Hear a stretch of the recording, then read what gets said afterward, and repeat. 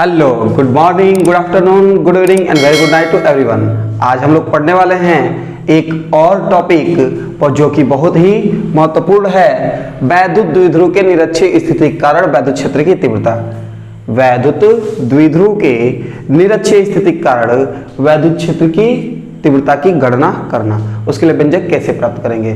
उससे पहले मैं आप लोगों को एक वीडियो बात बताना चाहता हूँ। कुछ बच्चे जो हैं हमसे कह रहे हैं कि सर आप वन शॉट वीडियो क्यों नहीं बनाते हैं, आप L1, L2, L3 मतलब एक एक टॉपिक का अलग अलग वीडियो क्यों बनाते हैं। तो देखिए, आप ही लोगों के अच्छे के लिए हम जो है अलग अलग टॉपिक पे एक ही, जैसे हम प्लेलिस्ट बनाए हुए हैं, प्लेलिस्ट में हमने कहा चैप्टर 1 का प्लेलिस्ट है ये, तो चैप्टर 1 में जो प्लेलिस्ट है उसमें आपको L1, L2 टॉपिक वाइज मिल जाएगा। तो आपको पूरा चैप्टर जो है एक एक अलग अलग चैप्टर, अलग अलग टॉपिक जो है आपको अच्छे से तैयार हो जाएगा। जिसके वजह से अगर हम वन शॉट वीडियो बनाएंगे, 1 घंटे की, 1.5 घंटे की एक ही वीडियो जिसमें पूरा का पूरा हम लेक्चर आपको समाप्त करा देंगे, तो उसमें दिक्कत ये आएगी कि आपको जो है टॉपिक ढूंढने के लिए फिर 1 घंटे की पूरी वीडियो में टॉपिक ढूंढना पड़ेगा। और ऐसे रहेगा तो आप जो है टॉपिक ढूंढना नहीं पड़ेगा, सिर्फ वीडियो के थंब ये जो टाइटल है उसे देख करके तुरंत पकड़ लेंगे। इसलिए हम जो है L1, L2 मतलब पार्ट वाइज करके ये बनाते जाते हैं। तो चलिए शुरू करते हैं अपने वीडियो को।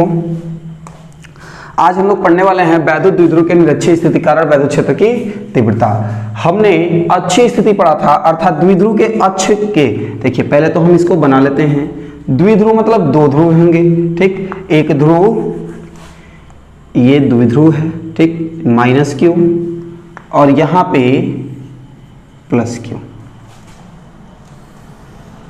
इनके बीच की जो दूरी है वो 2l है, ठीक। द्विध्रुव मतलब, द्विध्रुव के बारे में हमने आप लोगों को बता ही चुके हैं, द्विध्रुव किसे कहते हैं। इसकी पिछली वीडियो में हमने अच्छी स्थिति के कारण ज्ञात किया था। तो देखिए, अच्छी मतलब इसके अक्ष में ही होना चाहिए, तो वहां पे हम वैद्युत क्षेत्र की तीव्रता ज्ञात कर चुके हैं। अब इसके निरक्षीय स्थिति में देखिए, निरक्षीय स्थिति को हम tan B स्थिति और अनुप्रस्थ स्थिति भी कहते हैं। नोट कर लीजिए, tan B स्थिति और अनुप्रस्थ स्थिति भी कहते हैं। तो इसके कारण हम मान लेते हैं कि अगर इस द्विध्रुव के, देखिए अब हमारा जो डेरिवेशन है स्टार्ट हो चुका है, ध्यान से समझिएगा, एक एक वर्ड को सुनिएगा। अगर आपको डेरिवेशन ये वाला समझ में नहीं आएगा इस वीडियो की वजह से, तो आप जो है इस वीडियो को डिसलाइक कर सकते हैं। अब इससे ज्यादा कोई क्या कहेगा भाई, ध्यान से देखिएगा। तो हमने एक द्विध्रुव माना, एक द्विध्रुव है जिसका आवेश क्रमशः माइनस क्यू और प्लस क्यू है। इससे r दूरी पर, कितनी दूरी पे, द्विध्रुव से, जिसका ये द्विध्रुव आग्रूपी है, इससे r दूरी पर एक बिंदु P पर हमें वैद्युत क्षेत्र की तीव्रता ज्ञात करनी है।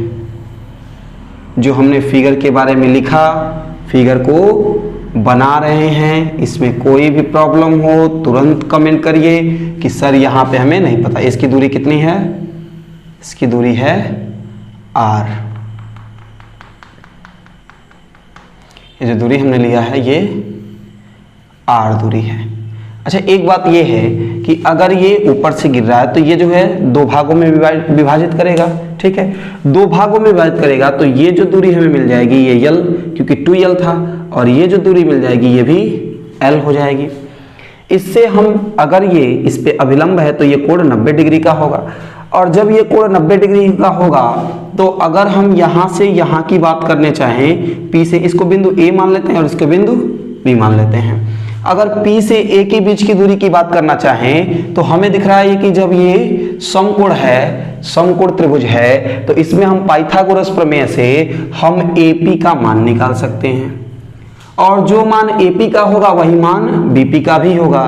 तो AP बराबर BP हम पहले ही लिख लेते हैं, बराबर, देखिए कर्ण बराबर होता है करणी में लंब का वर्ग धन आधार का वर्ग, ठीक। पाइथागोरस प्रमेय जो होता है, कर्ण का वर्ग या फिर कर्ण बराबर करणी में लंब का वर्ग धन आधार का वर्ग होता है, ठीक। यहाँ पे जो है कर्ण हमारे पास AP है, तो AP बराबर करणी में, AP बराबर करणी में हमारे पास लंब यानी कि P और इसको n मान लेते हैं, ठीक। तो Pn का स्क्वायर प्लस AN का स्क्वायर, यानी कि AP बराबर हम लिख सकते हैं करड़ी में यहाँ पे R square plus L square, कोई दिक्कत तो होगा ही नहीं, बिल्कुल भी नहीं होगा। तो हम यहाँ पे लिख लेंगे करड़ी में R square plus L square. अच्छा देखिए, जब करड़ी होती है तो करड़ी को हटाते हैं तो उसके पावर हम 1/2 लिख सकते हैं। तो ए पी बराबर, सीधा सीधा बात, ए पी बराबर बी पी यहाँ पे लिखे हुए हैं, इसको हम लिख सकते हैं R square plus L square का पावर 1/2। तो यहाँ भी लिख लेते हैं R square plus L square का पावर 1/2। देखिए ये जो दूरी है हमें बहुत ही काम आने वाली है हमारे डेरिवेशन में। अब जो बिंदु P पे है, हम जो क्षेत्र की तीव्रता को समांतर तथा लंबवत घटकों में विभाजित कर लेते हैं। तो लंबवत घटक में विभाजित करेंगे तो देखिए, पहले तो इसके कारण क्षेत्र की तीव्रता इधर की तरफ और इसके कारण क्षेत्र की तीव्रता इधर की तरफ, ठीक। ये वेक्टर E1 और ये वेक्टर E2, ठीक है। जब हम इसको ऊर्ध्व घटक में विभाजित करेंगे, ऊर्ध्व घटक को लंब घटक भी कहते हैं, लंबवत घटक, ऊर्ध्व घटक में विभाजित करेंगे तो ये E1 साइन थीटा तथा E2 साइन थीटा में विभाजित होगा। और अगर हम इसे समांतर घटक में विभाजित करते हैं, समांतर घटक में विभाजित करते हैं तो E1 कॉस थीटा और E2 कॉस थीटा। क्लियर है? फिगर आप लोगों को समझ में अच्छे से आ रहा होगा। अगर फिगर समझ में आ रहा होगा तो थंब वाला भेज दीजिए, मतलब थंब वाला कमेंट कर दीजिए और लाइक तो कर ही दीजिए अभी। अब हम हिंदी क्या लिखेंगे? देखिए, स्टेटमेंट पे हमें एग्जाम में स्टेटमेंट पे नंबर मिलता है। स्टेटमेंट अगर सही से लिखेंगे तो हमें नंबर अच्छे से मिलेगा, ठीक है। तो स्टेटमेंट लिखते हैं, लिखेंगे कि माना द्विध्रुव के आवेशों प्लस Q तथा माइनस Q के कारण, प्लस Q तथा माइनस Q के कारण, ठीक, बिंदु P पर क्षेत्र की तीव्रताएं क्रमशः E1 तथा E2 हैं, ठीक। इसलिए हम लिख सकते हैं E1 बराबर, देखिए पहले हम फॉर्मूला लिखेंगे, फिर मिटाएंगे, फिर इसको आगे बढ़ाएंगे। देखिए फॉर्मूला, वैद्युत क्षेत्र की तीव्रता E बराबर होता है 1/4 पाई एप्सिलॉन नॉट, और निर्वात रहता है तो K 1 हो जाता है।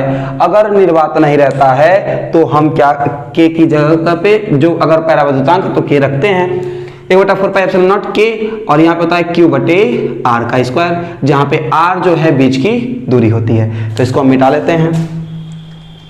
अब हम E1 का मान रखेंगे, फिर E2 का मान रखेंगे। जहाँ पे ना समझ में आया तुरंत कमेंट करिए कि सर यहाँ पे समझ में नहीं आया। हम इस वाली वीडियो में जो है अपना पर्सनल व्हाट्सएप नंबर जो है आपको सेंड कर देंगे, आप स्क्रीनशॉट लेके भेजिए कि सर इस जगह पे हमें समझ में नहीं आ रहा है। तो E1 इक्वल टू हो जाएगा 1/4 पाई एप्सिलॉन नॉट और K और Q बटे, देखिए Q के कारण, Q बटे दूरी क्या है, Q से P की दूरी जो है अब उसी की दूरी के अकॉर्डिंग लगेगा, यानी कि दूरी है हमारे पास √R + L का होल स्क्वायर। तो R + L का होल स्क्वायर का करेंगे तो देखिए, अगर हम करड़ी वाले का वर्ग करते हैं, मीन्स जहां भी होगा आपको बेसिक से बेसिक चीजें हम बताते चलेंगे। R square plus L square का होल स्क्वायर करेंगे, करड़ी वाले का वर्ग होता है तो R square plus L square सीधे सीधे, यानी कि हम यहाँ लिख सकते हैं R square plus L square, कोई दिक्कत। और देखिए E1 है तो E1 जो है B से P की ओर लग रहा है, तो लिख देंगे B से P की ओर, ठीक है। इसके बाद से बात करते हैं हम E2 की, तो E2 बराबर 1/4 पाई एप्सिलॉन नॉट K, और वहां भी Q ही रहेगा, और बटे दूरी तो वहां भी सेम है, यानी कि R square plus L square, यहाँ पे जो है P से A की ओर लग रहा है, P से A की ओर। समझ में आ रहा हो तो लाइक करें जरूर, चैनल पे नए हो तो सब्सक्राइब करें जरूर। अब देखो E1 मिल गया, E2 मिल गया, हमें तो दिख रहा है कि E1 जो है E2 के बराबर ही है, यानी कि हम E1 इक्वल टू E2 लिख सकते हैं, लेकिन अभी नहीं लिखेंगे, बाद में लिखेंगे। याद रख लेते हैं कि हाँ E1 जो है हमारा E2 के बराबर आया है, ठीक है। अब लिखेंगे चूंकि, ठीक, चूंकि वेक्टर E1 तथा वेक्टर E2 का ऊर्ध्व घटक कहाँ पे समान है? ऊर्ध्व घटक जो है, ऊर्ध्व घटक परिमाण में समान तथा दिशा में विपरीत हैं, इसलिए ये निष्क्रिय हो जाएंगे, मतलब ये आपस में कट जाएंगे, मतलब खत्म हो जाएंगे, इनका कोई अस्तित्व ही नहीं है। लेकिन जो है हमारा, लेकिन E1 तथा E2 के समांतर घटक E1 cos थीटा तथा E2 cos थीटा, ये जो है दिशा में विपरीत नहीं है। E1 cos थीटा तथा E2 cos थीटा आपस में जुड़ जाएंगे, ठीक है, ये आपस में क्या होंगे? जुड़ जाएंगे। इसलिए बिंदु P पर परिणामी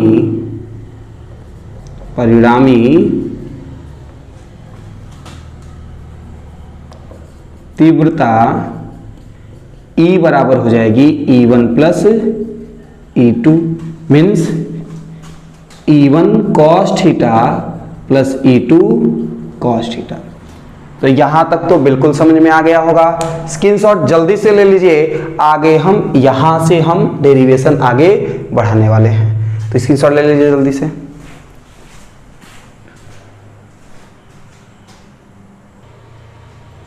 तो चलिए आगे हम लोग बढ़ते हैं। अब हमने लिखा था परिणामी तीव्रता E बराबर E1 cos theta plus E2 cos theta, और चूंकि जो है हमने पहले ही आपको बताया कि चूंकि E1 बराबर है E2 के, इसलिए हम E1 की जगह E2 या E2 की जगह E1 रख सकते हैं। तो E बराबर हो जाएगा हमारे पास, ठीक, सब वेक्टर रहेगा। तो हम क्या करेंगे, E1 cos थीटा और प्लस E2 की जगह पे भी E1, तो E1 फिर से cos थीटा और एक E1 cos थीटा, एक E1 cos थीटा, कितना E1 cos थीटा हो जाएगा? 2E1 cos theta, 2E1 cos theta. E1 की वैल्यू हम यहाँ से पुट कर सकते हैं, एकदम इजीली पुट कर सकते हैं। E1 की वैल्यू 1/4 पाई एप्सिलॉन नॉट के, और यहाँ पे Q/R² प्लस L², और यहाँ पे जो हो जाएगा हमारा cos थीटा। कोई समस्या होनी ही नहीं चाहिए। अब हम ये जो है ये पोर्शन रफ के लिए रखते हैं, फिर मिटा के उधर कर लेंगे। लिखेंगे चूंकि cos थीटा बराबर क्या होता है? आधार बटे कर्ण, पूरा हिंदी में भाई, cos थीटा बराबर आधार बटे कर्ण, ठीक है। अगर हम इंग्लिश मीडियम वाले भी एक वीडियो देखेंगे तो उनके लिए बता दें कि आधार मीन्स बेस बटे हाइपोटेनियस, यानी कि cos थीटा इक्वल टू हो जाएगा, आधार हमारे पास है an, दोनों तो बराबर है तो कुछ भी रख लो an, और बटे कर्ण है हमारे पास pa चाहे pb, कुछ भी रखो, बराबर है बात। तो cos थीटा इक्वल टू हो जाएगा हमारे पास, an की वैल्यू है हमारे पास l, और बटे pa की वैल्यू हमने pa रखो चाहे ap रखो चाहे pb रखो, बात वही है, यानी कि आ जाएगा r² प्लस l² के पावर 1/2। कोई समस्या नहीं है। यहाँ से cos थीटा की वैल्यू यहाँ पे उठा के रखो, डेरिवेशन हमारा एकदम रास्ते में है। समझ में आ रहा हो तो लाइक करो भैया, जल्दी जल्दी लाइक करो, और आप लोग शेयर तो बिल्कुल भी नहीं करते हो, शेयर करो, सब्सक्राइब भी करो, और अपने उन दोस्तों के पास भेजो जो घर बैठे फ्री में पढ़ना चाहते हो, क्योंकि हमारे पे सिलेबस पूरा एकदम कंप्लीट किया जाएगा। 1/4 पाई एप्सिलॉन नॉट के और Q/R² प्लस L², और यहाँ पे cos थीटा की जगह पे हम पुट करेंगे L बटे R square plus L square का पावर 1/2। अब देखिए इसके आगे जब हम बढ़ेंगे तो हमें एक और फॉर्मूला पढ़ना पड़ेगा कि अगर बेस सेम हो और घात अलग अलग हो, बेस सेम हो घातें अलग अलग हो, तो हम घातों को जोड़ देते हैं। इधर सब सूत्र है, ठीक। तो यहाँ भी हमें बेस सेम दिख रहा है, घातें यहाँ पे कुछ नहीं है, मतलब एक है तो घात सेम दिख रहा है, तो जोड़ दो घात को, क्या दिक्कत है। वेक्टर E बराबर हो जाएगा 2 का गुणा करो, 2 1 2 1 2 Q L तो हो जाएगा, इनको अलग किनारे, इनको किनारे करो, 1/4 पाई एप्सिलॉन नॉट और K इनको कर लिया किनारे, 2QL और बटे R square plus L square के पावर 1 + 1/2। ठीक है, एक एक स्टेप एकदम आसानी से धीरे धीरे देखिए, अच्छे से समझिए, ठीक। 1/4 पाई एप्सिलॉन नॉट K और यहाँ पे 2QL बटे यहाँ पे R square plus L square के पावर 2 1 2 1 3/2। कोई समस्या नहीं होगी। एक अब इधर का हम मिटा देते हैं और मिटा के जो है ये डेरिवेशन उधर के पोर्शन में ही कंप्लीट कर देते हैं।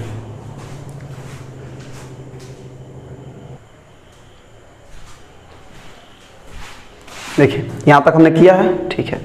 तो 2QL है, 2QL, ठीक है। 2QL हमने तो पढ़ा था कि P = 2QL होता है, ये पढ़े थे ना हम। देखिए हम पढ़े थे कि P = Q × 2L, तो भाई P बराबर Q × 2L लिखो, चाहे 2L × Q लिखो, चाहे Q × या फिर 2QL लिखो, बात तो वही है, होगा तो P ही। हम रखेंगे वेक्टर E बराबर 1/4 पाई एप्सिलॉन नॉट K और यहाँ पे 2QL की जगह पे पूरा P, ठीक है। और यहाँ पे R square plus L square के पावर 3/2। अब चूंकि हम एक बात जानते हैं कि द्विध्रुव तो होता है छोटा, देखेंगे चूंकि द्विध्रुव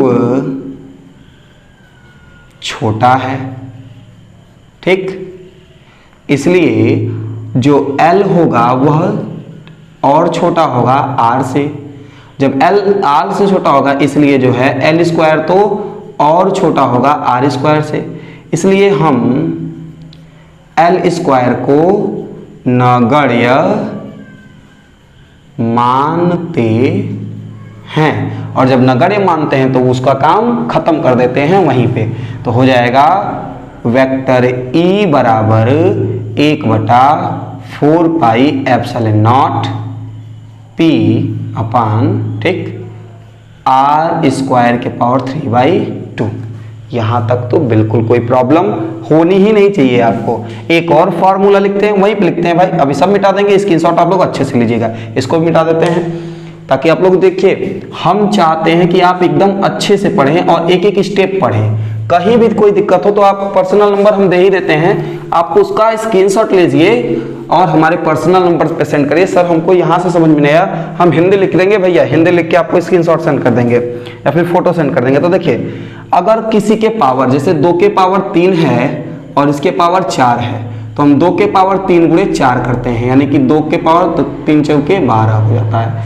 सेम वही प्रोसेस होगा यहाँ पे भी। तो वेक्टर E बराबर हो जाएगा 1/4 पाई एप्सिलॉन नॉट और P बटे R के पावर 2 × 3/2, 2 से 2 कैंसिल हो जाएगा। वेक्टर E फिजिक्स में काटते नहीं है, फिजिक्स और केमिस्ट्री में काटते नहीं, लेकिन न्यूमेरिकल काट सकते, कोई दिक्कत नहीं है। 1/4 पाई एप्सिलॉन नॉट K, देखिए K यहाँ छोड़ दिए हैं, तो हो जाएगा P बटे R के पावर 3 और दैट इज योर आंसर। और यही हमारा डेरिवेशन है, इजी है। यहाँ पे अगर K नियत रहे, मतलब अगर जो है ये निर्वात में है, जो द्विध्रुव है वो निर्वात में है, जब द्विध्रुव निर्वात में होगा तो K का मान 1 रख दिया जाता है, और जब K का मान 1 रख दिया जाता है तब जो है, यदि यहाँ पे शायद दिखाई दे रहा हो, यदि निर्वात हो तो K बराबर होता है 1, इसलिए वेक्टर ई बराबर 1/4πε0 के और यहाँ पे p/r3। चेक कर लेते हैं हम दिखाई दे रहा है कि नहीं, उसके बाद आप लोग स्क्रीनशॉट लेने के लिए छोड़ देते हैं। देखिए समझ में आ रहा है कि नहीं। देखिए तो हम अब फिर से अपने टॉपिक पे आ जाते हैं कि हम जो है आपको वन शॉट वीडियो इसलिए नहीं बनाते हैं ताकि आपको प्रॉब्लम ना हो। जो टॉपिक चाहिए टॉपिक के नेम के सर्च करिए और वहां से आप वीडियो देखिए। लेक्चर आप लोगों को अलग अलग मिलेगा, अलग अलग समझेंगे। और अगर आप नोट्स तैयार कर रहे हैं तो आप एक काम करिए भाई कि L1 से स्टार्ट करिए और L8 तक का भी वीडियो, ये L9 है, L10, L11, L12, लगभग हम इसे लेक्चर 15 लेक्चर में या 13-14 लेक्चर में ये पूरा समाप्त हो जाएगा। इसमें का सारे डेरिवेशन समाप्त हो जाएगा। न्यूमेरिकल्स का भी टेंशन आप लोग बिल्कुल ना लीजिएगा। न्यूमेरिकल्स आप लोगों को अलग प्लेलिस्ट में मिल जाएगी, मतलब प्लेलिस्ट में हम अलग न्यूमेरिकल के लिए चैप्टर 1 न्यूमेरिकल्स लगाएंगे और आपको मिल जाएगा। लेकिन आप लोगों को थोड़ा सपोर्ट करना पड़ेगा कि आप लोग चैनल को शेयर करिए, उन दोस्तों के साथ शेयर करिए जो लोग यूपी वर्ड में पढ़ रहे हों और अच्छे से पढ़ना चाहते हों। शेयर करेंगे तो हमारा भी थोड़ा मनोबल बढ़ेगा कि हाँ वीडियो हम अच्छी बना रहे हैं। ठीक है, तब तक के लिए जय हिंद, बाय।